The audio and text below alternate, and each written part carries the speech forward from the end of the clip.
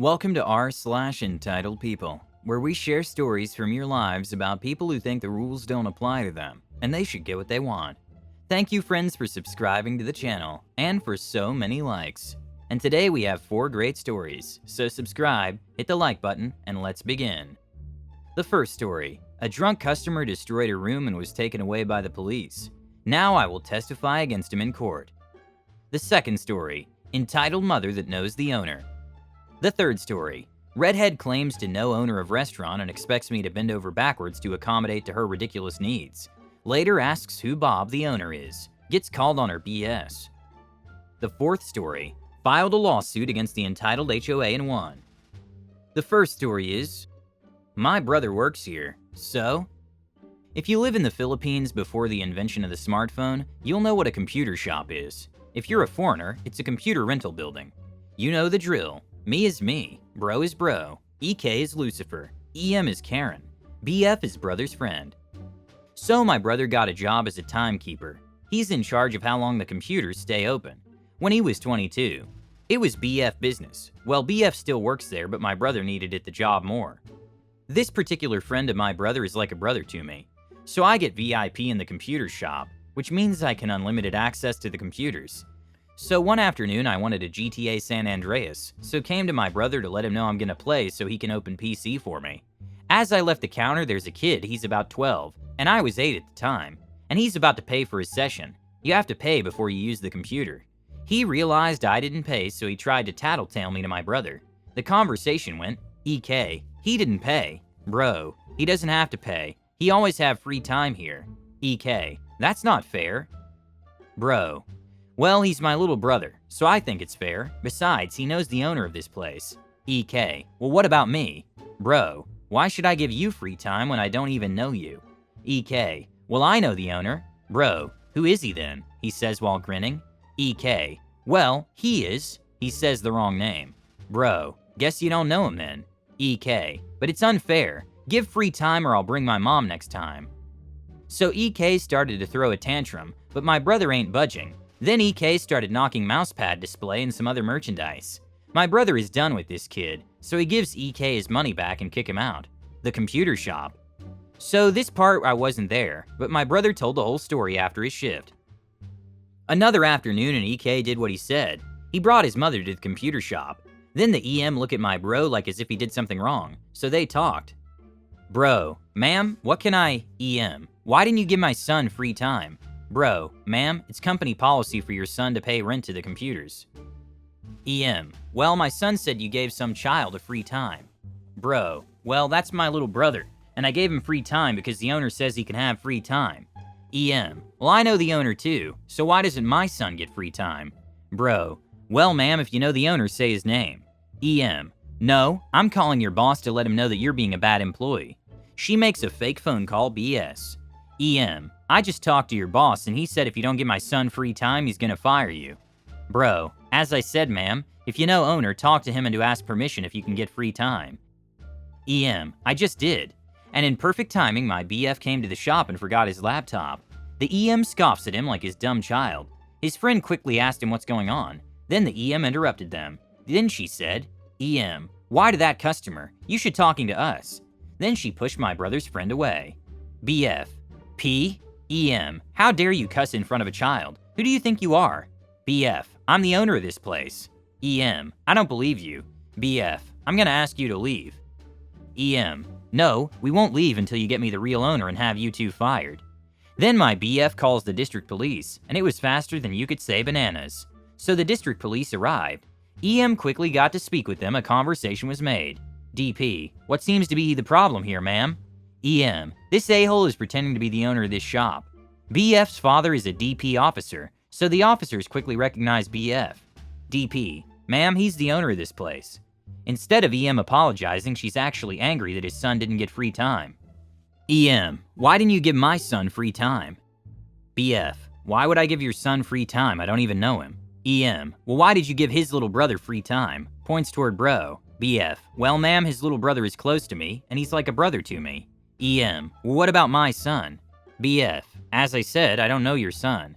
The conversation is going nowhere, so BF blathered the EM and EK is banned to the computer shop. which is the only source of computer games back at that time. I don't know how the hell does this logic apply to the brains of entitled parents and kids. Did this lady really think a fake call to your boss would help? Is she really that stupid? I'm beginning to believe that all entitled people are born without a brain. So not only does she clearly have below average intellectual capacity and an obsession with her right, but her son is just like her. Why did he even think that he should be given free time? And all these people with their "I know your boss" immensely infuriates me. But it's nice to see each one of them get a little bit of justice. It would be even cooler to get all these entitled people on one ship called the Titanic and set sail free towards the iceberg. Ah, dreams, dreams, dreams. The second story is, guest destroys his room. Now I get to go to court. Last Saturday, we had a sold-out hotel thanks to the state wrestling championships for elementary school students being held at the local convention and concert and sports arena. I walked in for my usual night audit shift to a lobby full of parents, partying like they're still in high school, and a phone ringing off the hook due to said parents not watching their children and letting them run wild. After about an hour of getting things settled down on the floors, I started running my audit when I hear a group of the more rowdy adults proclaim that they're going to the casino that's right up the road from our hotel. They leave out and everything is nice and quiet. I'm able to get my audit done, clean up the lobby from the other guests, and everything's going great. Then 3 a.m. hits. One of the gentlemen that went to the casino came up to the front door, minus his shirt and with his belt completely undone. He's obviously drunk out of his mind and tells me that he lost his key and needs to get another one made, tossing $40 at me as a tip. I get him his key as I knew who this guy is and what room he's staying in. I asked him how the casino was and asked where everyone else was, and was told they were out of the back door having a cigarette before coming in, that he was hot so he took his shirt off. Whatever, let's get you back to your room. I get the key and escort him back up to his room, mostly to make sure he didn't disturb any other guests, and partly to make sure he didn't decide to just sleep in the hallway. I get him in his room and wish him a good night, and head back to the desk thinking that was it. Oh, how wrong I was, my friends. No sooner had I got back to the desk when I get a call from a room on the same floor, saying that someone was out in the hallway kicking on a door. Knowing exactly who I'm going to be dealing with, I race up the stairs and step into the hallway, and I see my big tipping buddy, now clad only in his boxers, standing in the hallway kicking his door. I walk up to speak with him, and luckily his wife and friends come in from outside. She opens the door and tells him to get back inside, and apologizes to me for her husband's state. Apparently he didn't like this, and I see him punch a hole in the bathroom door, right as the door to the room closes. Now I have to get the police involved. I call 911 since I was away from the desk, and didn't have the non-emergency number, and head back to the desk, hearing the argument escalating through the door. I let the dispatcher know what was going on, that I would need this guy removed from the hotel. As I'm on the phone with dispatch, I start getting calls from the other guests, letting me know that it now sounds like there's a riot happening in the room. I let the dispatcher know, and next thing I see 6 police cars come screaming into the lot. They head up to the room, and about 5 minutes later they come back down with the guy in cuffs and throw him in the back of one of their cruisers. One of the officers came by the desk and said we'll probably want to press charges against the guy because the room was destroyed. When she said destroyed, she wasn't kidding. This guy had punched holes in the doors, thrown the desk chair against the wall, putting a hole in it, thrown the TV to the ground, and ripped up pictures off the wall. His wife is shaken up, as are his 2 kids, who were in the room when his rampage started, but luckily his wife was able to get into her friend's room with the kids before anything happened to them. Hell yeah, we're gonna press charges. He gets carted off to jail, and I get to go and take pictures of everything and help his wife move their things over to her friend's room so they can try to get some sleep before heading out to the wrestling tournament. I walked into work tonight, and sitting in my box was a nice shiny summons from the court, ordering me to come and testify at his court date on May 1st at 10 a.m. Gotta love that audit life. It's just unbelievable. I can't imagine how you work there. Like, I'd be frankly terrified of dealing with people like that. I'm glad the police came quickly and took him away. And it's right that you sued Neo. Such scum should sit in jail and think about his behavior. I can't imagine what it's like for his wife when he shows up at their house like that. I hope the family can get away from him. I walked into work tonight, and sitting in my box was a nice shiny summons from the court ordering me to come and testify at his court date on May 1st at 10 a.m. Tell them about your schedule, and ask if they can move the court date to midnight. The next story is, I'm a close friend of the owner. A little background. I worked for a supper club in a small town in the Midwest for a few years, and it being a small town, just about everybody knew the owner, who I will call Bob. My biggest pet peeve working there was customers stating the moment they walked in, "I'm a friend of Bob's," and then demand me to bend over backwards and treat them like a king. One night, about 5 minutes before closing, 2 women came into the dining room, a redhead, RH, and a brunette, and wanted to order dinner. Okay, no big deal. This sort of thing happens all the time. Then RH said those magic words. "I'm a close and personal friend of Bob's." Fantastic. It's just about the end of my shift. It's been a long day, I'm cranky, and now you're gonna be a giant pain in my butt. I can feel it. Anyways, so I get them their drinks, and then RH starts nitpicking her food order. She demands that her entree be made to ridiculous specifications, and wanted substitutions for everything, much to the chef's displeasure. I ran my butt off for her and made sure her dining experience was stellar, only for her to leave $2 on a $50 check. I was less than thrilled by this. Fast forward 6 months and we had introduced a brand new menu with several new choices, and a whole new section labeled Bob's Favorites, as a hat off to the owner.